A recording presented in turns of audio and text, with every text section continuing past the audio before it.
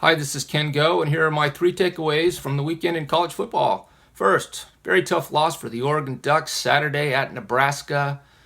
A lot of Oregon fans extremely upset by what happened. I wasn't particularly surprised. Nebraska's a good team. Memorial Stadium in Lincoln is a very tough place to play. I thought Oregon's offense played well. I don't think the game was a referendum on the season. Everything is on the table as far as what Oregon can accomplish this season, assuming the Ducks take care of business in the Pac-12. Hopefully, they can learn from this loss.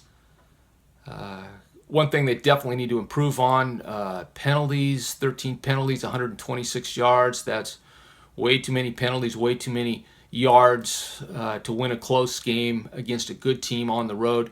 And I want to see this Oregon coaching staff make better in-game adjustments. One way I judge coaching is how the team plays in the second half.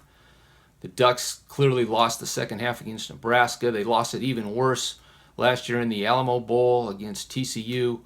But these coaches are good coaches. They're smart guys. I think they can get this taken care of. And like I say, it's all still there for the Ducks. One loss on the road early in the season. That's not a season killer.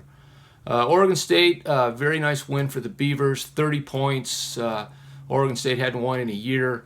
To win this way at home, you can't take that away from the Beavers. However, they were playing a team from the lower level FCS Big Sky Conference and not a particularly good Big Sky team.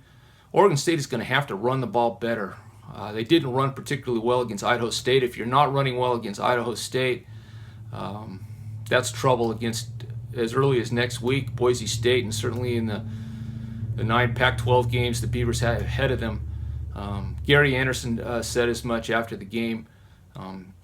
They don't run it, then they put themselves in passing situations, and they're having trouble protecting quarterback Darrell Garretson. Something the Beavers really need to improve on if this team is going to win more than the 2 games it won last season.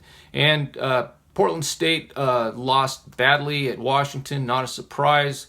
The Huskies are very good. How good? I don't think we know. The Huskies really haven't played a meaningful non-conference game this season. Sure, 3 blowout victories. That's better than close games or losses. But they didn't play somebody like Nebraska on the road. So I think it's way too early to make much of a judgment on how good this Washington team is. And I think it's too early to say too much about Portland State too. Playing on the road twice in non-conference play against FBS opponents.